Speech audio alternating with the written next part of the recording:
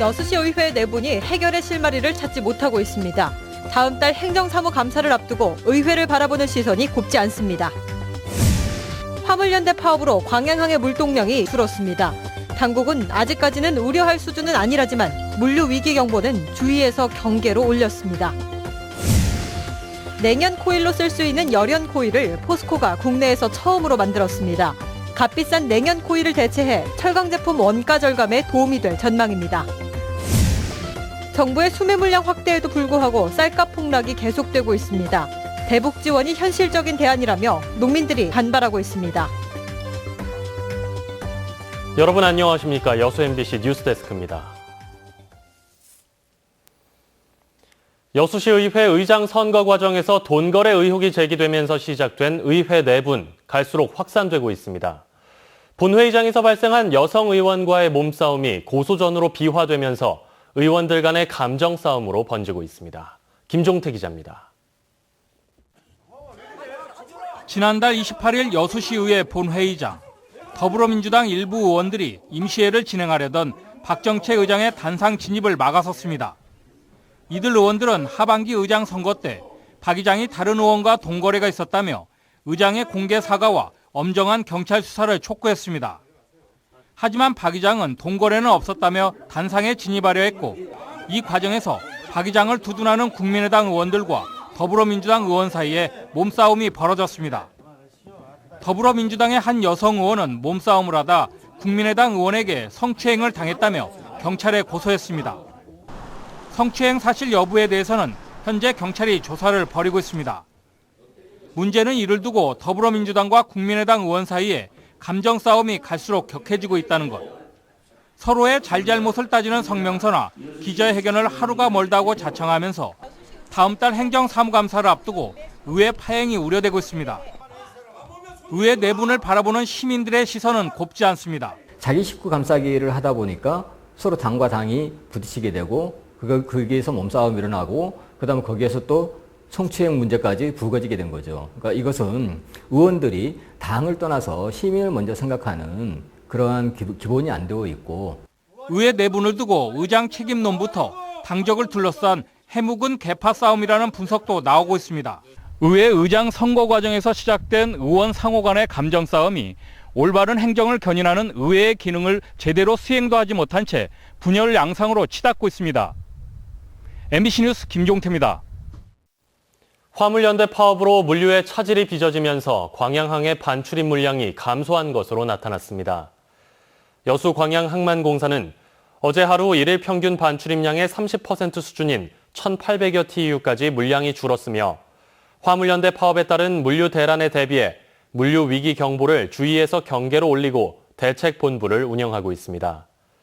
이번 화물연대 파업에는 광주 전남 조합원 가운데 90%인 2,300여 명이 참여하고 있습니다.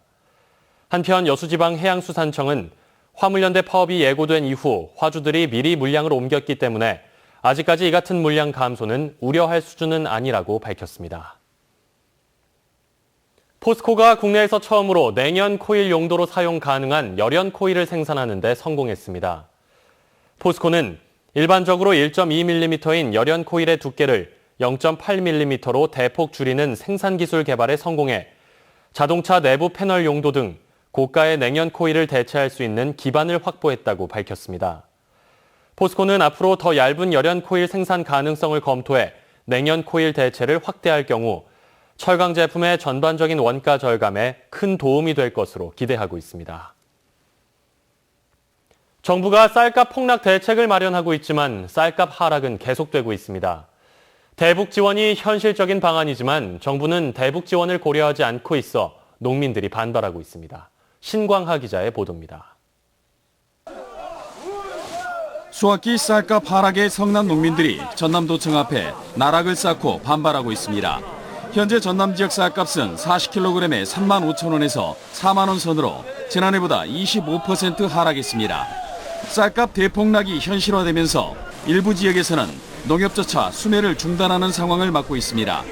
정부는 지난해보다 2천억 원을 더 지원해 수매 물량을 늘리겠다는 입장입니다. 근데 최종적으로는 11월 달이 돼야 실제 수확량이 나옵니다. 그러다 보니까 격리 물량을 어느 만큼 할 건지는 최종적으로 저희들이 11월 달에 정하겠습니다만은 농민단체들이 반발하면서 호남을 기반으로 한 국민의당이 비축미 수매량 증가와 수매가 인상, 수입쌀 물량 축소 등을 요구했습니다. 그러나 쌀 가격 폭락의 근본 원인을 해소하는 대책이 아니어서 농민들의 반발을 샀습니다. 농민들은 적정 재고를 초과하는 물량을 시장에서 격리해야 하고 그 물량은 최소 100만 톤이 넘어야 한다고 주장했습니다. 사실 재고 문제가 200만 톤이 넘는데 대북쌀 지원하는 게 돈이 하나도 안 들어가는 것입니다. 대북쌀 지원하면 재고 문제 해결돼 버립니다. 40kg에 3만 원 선의 쌀값이 등장하면서 공황 상태에 빠진 농민들은 여야 정치권에 대북 지원 재개를 한 목소리로 요구할 예정입니다. MBC 뉴스 신광하입니다. 서민 주거 안정을 위해 임대주택 사업을 하라고 했더니 비리를 저지른 광주도시공사 전현직 임직원들이 무더기로 입건됐습니다. 부적합한 원룸을 매입해 결국 서민과 회사에 피해를 입힌 혐의인데요. 공사 임직원과 건축주 사이에서 브로커 역할을 한 언론사 대표도 입건됐습니다. 송정근 기자입니다. 광주의 한 원룸입니다. 주차장 진출입로는 차량이 다니기 힘들 정도로 좁고 건물 외벽은 갈라져 있습니다. 광주도시공사가 5년 전 임대를 목적으로 매입했지만 현재는 아무도 살고 있지 않습니다. 도시공사가 사들인 또 다른 임대주택. 이 주택은 처음 서류 심사에서 뒤편에 15m에 달하는 축대가 설치돼 있다는 점 때문에 안전에 문제가 있다며 부적합 판정을 받았습니다.